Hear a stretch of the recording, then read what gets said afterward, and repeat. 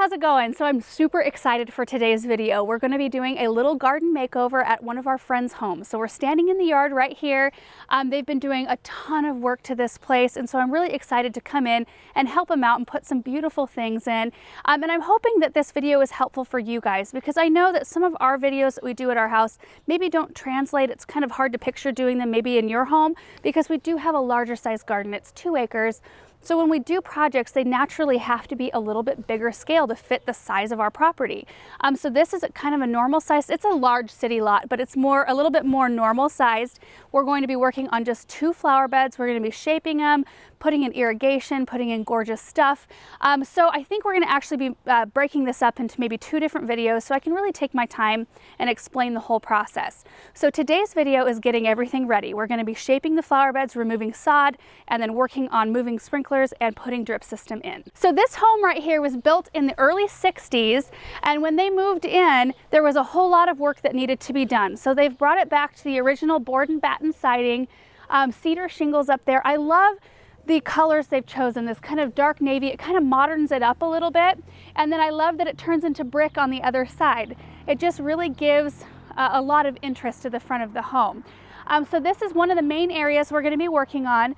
We're going to be moving, there's a couple of grass sprinklers that we'll be moving forward, and we're going to shape this bed out, and we're going to try to make it a pretty generous size. So usually we like when people are building homes, we like to say don't make a flower bed that's less than like 4 to 6 feet. Like really 6 feet should be a minimum, because a lot of your shrubs and anchor type plants that you want to put at the corner of a home, or something like that, they usually tend to get a little bit bigger. And when you make the flower beds too skinny, like something like this, I see this in a lot of homes, you can't fit anything up here right up against the house, and you don't want to plant stuff this close to your home.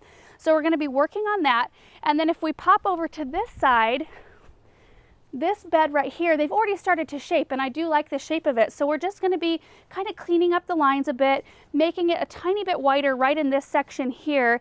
And we actually have to bring drip system underneath the sidewalk. I don't know exactly how that's going to go. That'll be an experiment. I've never done that before. And then we'll be adding a few containers. So this should be a really, really fun project. I have the most gorgeous plants for this project. So let me show you a few of the tools we're going to be using for this part of the project. We brought a couple of our gorilla carts to move the pieces of sod from here to the trailer where they're going. It'll make the job a lot easier. I've got a step edger here. This is what we'll use to cut the grass.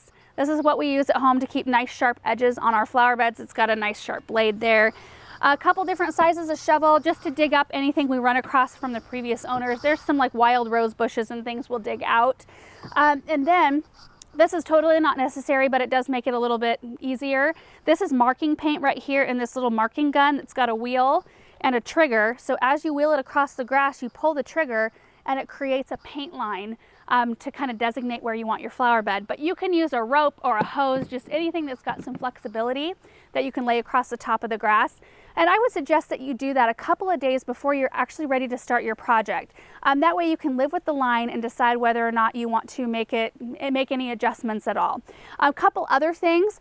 When you're digging out your flower beds, I would err on making them wider than more narrow. That way you have more room for your plants. They have a little bit more elbow room. It looks a little bit better to have wider flower beds on most homes because then you can put the proper size plants in. Also, right here, this can be a little bit of a tricky area, deciding how you want to shape your flower beds up to your sidewalk. Unless you're deciding to do little flower beds along your sidewalk, which is very pretty, and it's something they may decide to do later. But I'm going to take it because I think it looks a little bit better. Since the natural kind of trajectory of the sidewalk kind of swoops out this way, I'm going to kind of do the same with the flower bed.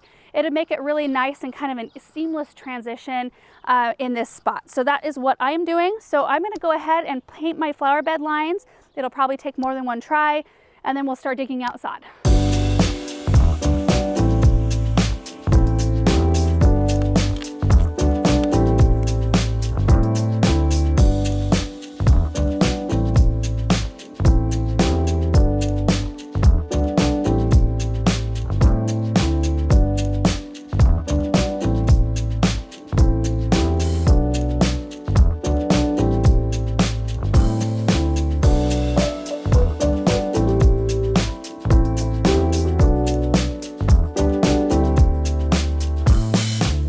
there were 2 grass sprinklers, one right here and then one right in front of that hose. So we're currently digging a path so that we can run a pipe and set them back up against the grass.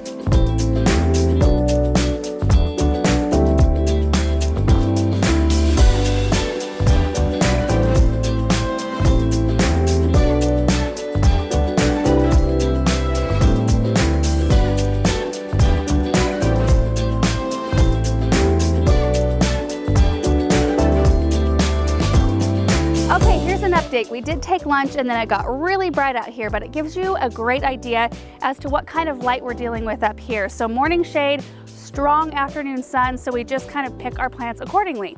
This side right here, we didn't have to do an enormous amount of work. We just followed basically the same shape they already had cut in their grass, and I think it's a really nice looking area, and it's deep enough to where we can plant some decent size anchor plants.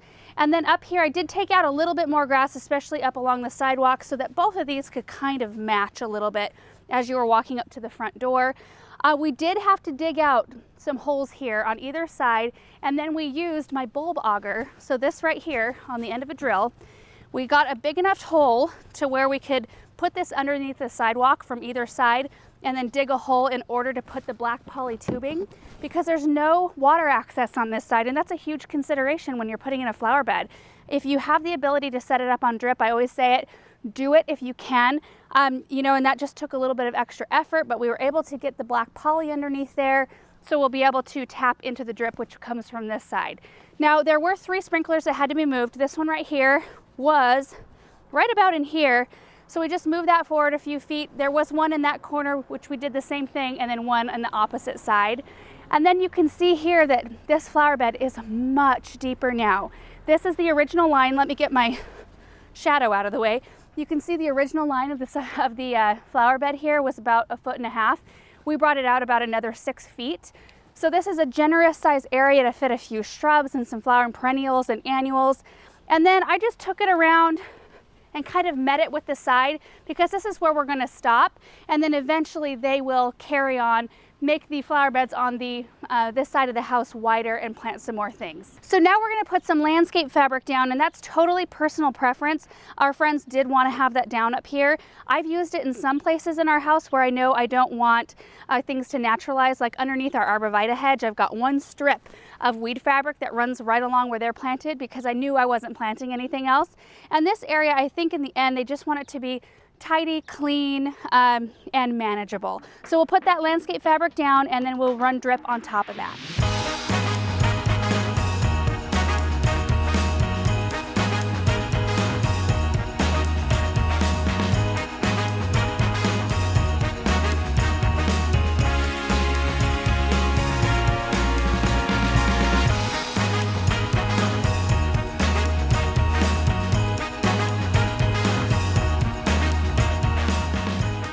So it's really starting to take shape up here. We got all the landscape fabric laid, and I wanted to talk about that a little bit just because we don't use a ton of it in our own garden, and so I just naturally don't talk about it very much.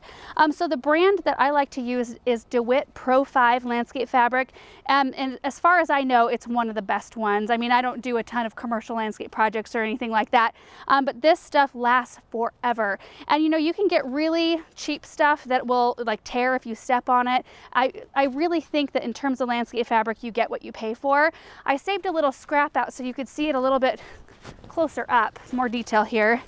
I mean, it is tough fabric. There is no way, I mean, it's even tough to cut. So the shiny side faces up, the fuzzy side faces down, and the way that it works is that fuzzy side makes contact with the soil and helps wick moisture through the fabric. It helps facilitate that water drainage, so you don't have any water pooling.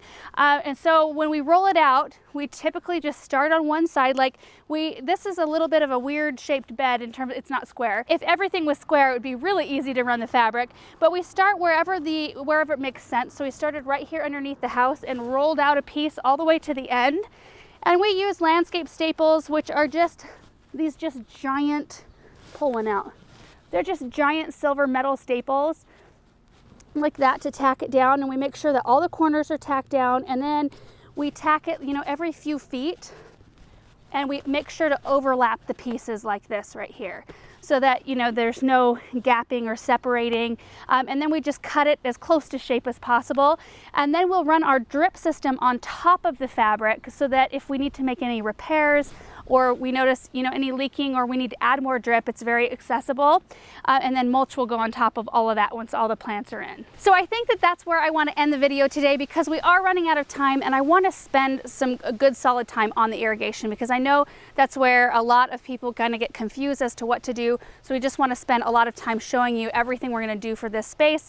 Then we'll get the plants in and mulch. I'm really excited. So I hope this video was helpful, just seeing how we cut out flower beds, how we lay landscape fabric, because there's a lot of work that goes into landscaping, into your flower beds before they're actually done and looking really pretty.